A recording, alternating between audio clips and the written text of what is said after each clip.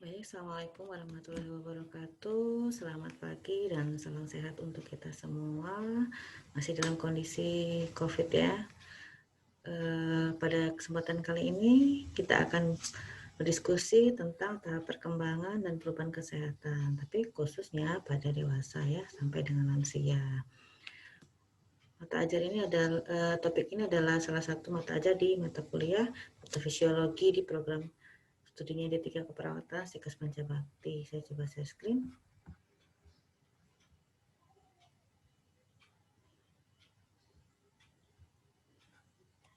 Baik, perkenalkan nama saya Santi Kloranita. Kita lanjut ya.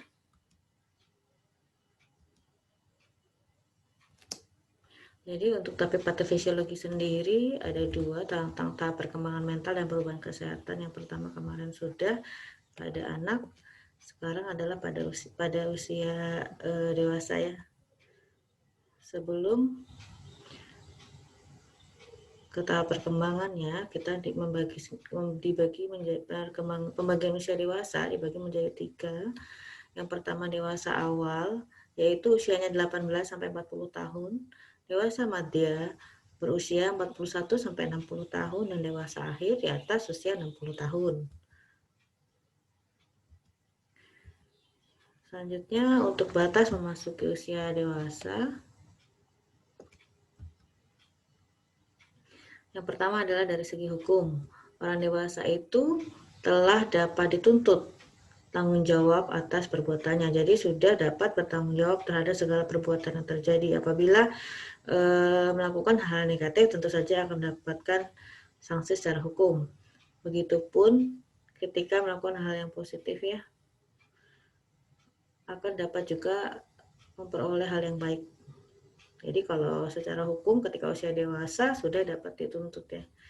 Kemudian dari segi pendidikan, mencapai kematangan secara kognitif, afektif, dan psikomotor sebagai hasil ajar atau latihan. Jadi pada proses di sini pada usia dewasa pendidikannya biasanya sudah matang. Kalau dari segi usia tadi dapat diperhatikan ya, biasanya sudah pada tahap pendidikannya yaitu di bangku kuliah. Lanjut, untuk segi biologis, pertumbuhan ukuran tubuh sudah mencapai kekuatan maksimal serta siap berproduksi atau bereproduksi maksudnya di sini ya. Kemudian selanjutnya dari segi psikologis, sudah mengalami matang secara psikologis. Jadi sudah mampu mengendalikan diri ya. Lanjut. Ciri khasnya yaitu tadi seperti yang sudah disampaikan, usia reproduktif, siap menjadi orang tua dan mengasuh anak. Kemudian pada ciri khas selanjutnya yaitu usia pemantapan kedudukan dalam pola kehidupan. Contohnya, masal dalam dunia kerja, perkawinan, dan memainkan peran sebagai orang tua. Jadi kalau dalam dunia kerja, bisa saja sudah memiliki jabatan ya. Lanjut, usia banyak masalah, tetapi pada usia ini. Problem yang berkaitan dengan beberapa hal. Yang pertama dengan rumah tangga yang baru. Bisa saja ketika rumah tangga yang baru dijalankan atau perannya membuat masalah ya antar pasangan bisa atau antar dengan keluarga atau juga dengan diri sendiri. Kemudian hubungan sosial, kemudian bisa dengan keluarga, pekerjaan, dan faktor kesempatan ya. Selanjutnya adalah usia tegang dalam emosi. Ketegangan emosi yang berkaitan dengan persoalan yang dihadapi, misalnya masalah dalam jabatan, contohnya pekerjaan ya, karir, perkawinan, keuangan, dan hubungan sosial. Lanjut, untuk ciri khas masa dewasa madya adalah masa yang ditakuti.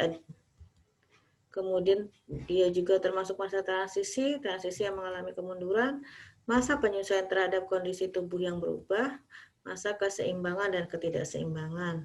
Keseimbangan dialami oleh mereka yang berusia setengah umur, namun masih mengalami kegoncangan dalam penyesuaian diri, sehingga proses adaptasi itu sebaiknya dilakukan dengan optimal ya, sehingga tidak akan mengalami goncangan ya. Tugas perkembangan pada masa dewasa. Ketika pada masa dewasa, Yang pertama, tugasnya adalah memilih pasangan hidup, belajar hidup sebagai suami istri, hidup dalam satu keluarga, pasangan dan anak, belajar mengasuh anak, mengelola rumah tangga, bekerja dan membangun karir, bertanggung jawab sebagai warga negara, bergabung dengan suatu aktivitas atau perkumpulan sosial. Untuk tugas perkembangan dewasa madya, penyesuaian terhadap kondisi fisiologis, penyesuaian terhadap perubahan minat, aktivitas sosial sebagai warga negara atau minat yang berkaitan dengan hobi, kemudian penyesuaian terhadap jabatan atau pekerjaan, penyesuaian yang berhubungan dengan kehidupan keluarga. Lalu, bagaimana sih ciri perkembangan fisiknya? Pada dewasa awal, puncak kemampuan fisik dicapai pada usia 18-30 tahun. Pada fase-fase ini, kesehatan biasanya baik ya, artinya belum mengalami penyakit yang serius atau penyakit degeneratif. Perlu memperhatikan pola nutrisi, makan, olahraga, dan ketergantungan terhadap obat ya. Pada dewasa madya, kesehatan menjadi masalah utama karena sudah mengalami berbagai perubahan secara fisik atau perubahan degeneratif. Daya akomodasi mengalami penurunan tajam. Daya akomodasi ini yang terjadi pada mata ya, mengalami penurunan tajam sehingga pada usia 40-59 tahun mereka sudah membutuhkan alat bantu. Aliran darah mata juga sudah berkurang. Stabilitas emosi dan kepribadian berkaitan dengan penurunan kesehatan. Gangguan kesehatan utama biasanya yang terjadi adalah penyakit kardiovaskuler, tapi juga banyak penyakit yang lain. Tapi rata-rata kardiovaskuler, contohnya penyakit hipertensi. Pada wanita biasanya sudah mengalami menopause. Pada pria mengalami penurunan tingkat testosteron ya. Untuk tahap perkembangan kognitif, yang pertama adalah tahap pencapai prestasi, tahap tanggung jawab, tahap eksekutif, dan tahap reintegratif. Tahap pencapai prestasi di mana terjadi pada dewasa awal berkaitan dengan perencanaan masa depan seperti karir dan pengetahuan. Tahap tanggung jawab dimulai sejak dewasa awal terjadi ketika keluarga sudah terbentuk. Untuk tahap eksekutif adalah terjadi pada masa dewasa madya. Individu bertanggung jawab terhadap lingkungan yang berkaitan dengan keorganisasian. Untuk tahap reintegratif terjadi pada dewasa akhir. Individu memfokuskan pada kegiatan yang bermakna pada dirinya. Jadi dapat disimpulkan dari sini bahwa pada tahap dewasa awal itu terjadi tahap perkembangan kognitif yaitu dua ya. Yang pertama tahap mencapai prestasi, yang kedua tahap tanggung jawab. Pada tahap dewasa madya terjadi tahap eksekutif ya. Sedangkan pada dewasa akhir individu sudah mulai fokus kepada kegiatan yang bermakna bagi dirinya, itu tahap reintegratif.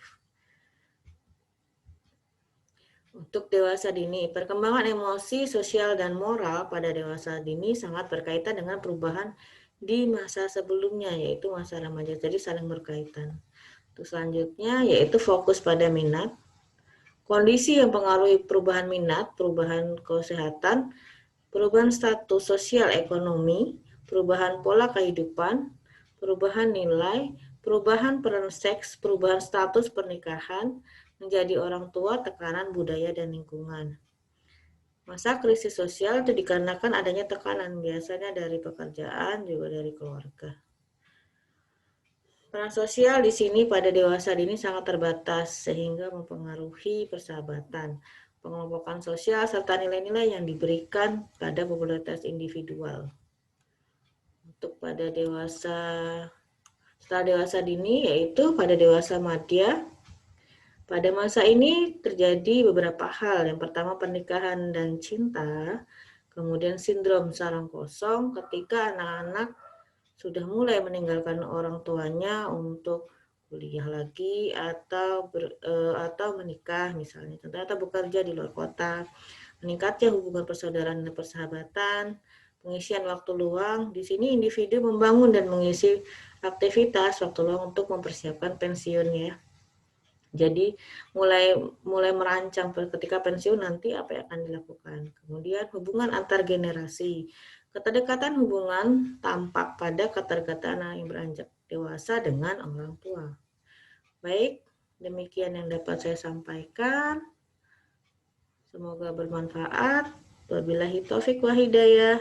Assalamualaikum warahmatullahi wabarakatuh.